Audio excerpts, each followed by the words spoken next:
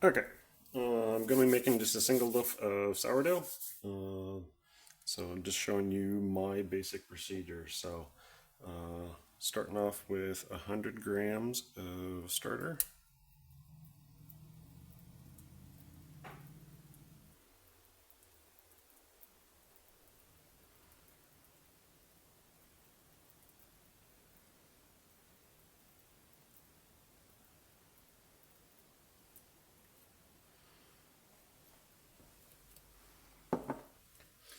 And we hit tare.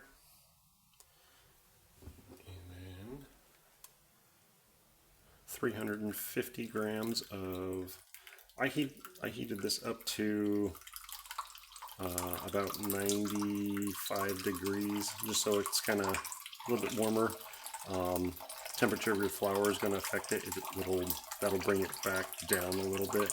But you don't want it too warm because you don't want to kill the good bacteria in your starter before you can get everything mixed in. So 350 grams of warm water.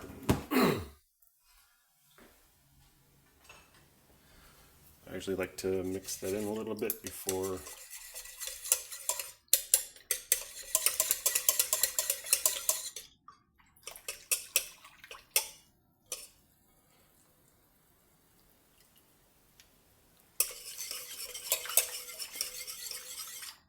I add any other flour. So we hit tare again.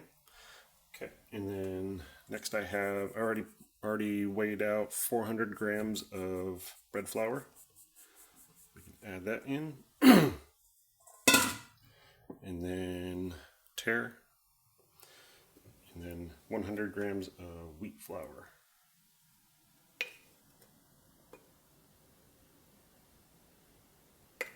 So, and this will make one loaf. I hold off on adding the salt until the first half an hour, so so it gives the starter a few minutes to start working in on the bread flour. So all of our basic ingredients are in there, and set that to the side for a second. Put a separate container on a scale, and then I'll weigh out 10 grams of sea salt that I'll add, like I said, after the first half an hour, after it's gives the bread flour a minute to soak up some of that moisture.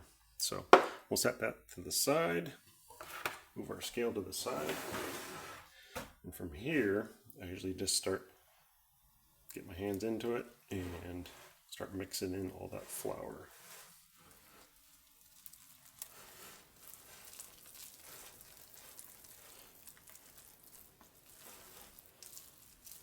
So hopefully your starter was already kind of mixed in with that water, so it's kind of mixed throughout all that water already, and so hopefully it'll incorporate into all that flour nice and easy. And so now all we're doing is just kind of mixing all your liquids and your dry ingredients together.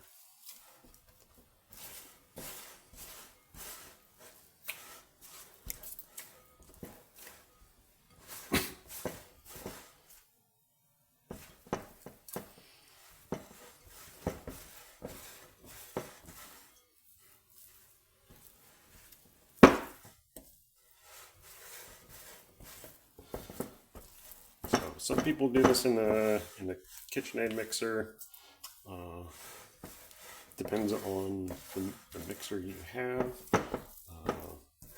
But my preference is, usually I'm doing 3 or 4 loaves at a time, and so it's a little bit much for my little KitchenAid mixer to mix all at once, and so I, for the most part, just kind of tend to mix by hand. So then I can feel the dough, and I can feel if there's any kind of lumps of flour or anything that still need to be incorporated a little bit more.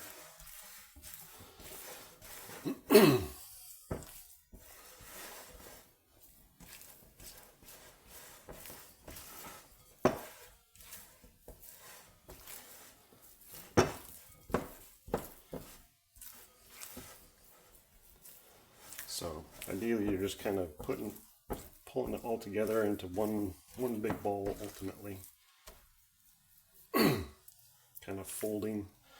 So essentially you're still kind of already starting to make like your layers. So when you're building your sourdough, that's a big part of it, is just building the layers of structure of the bread. So when it goes to actually proof, then it'll rise up and it has nice good structure.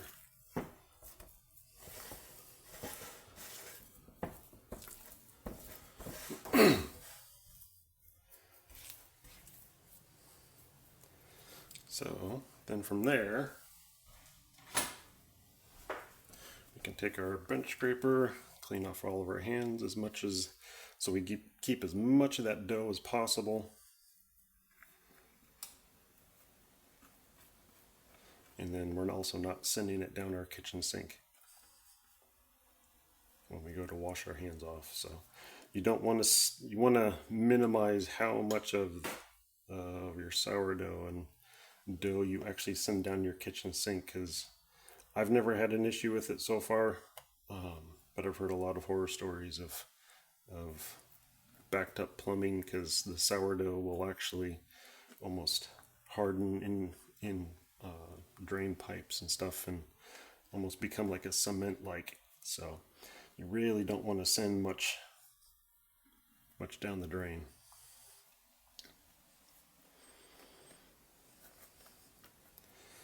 So we clean off as much as we can,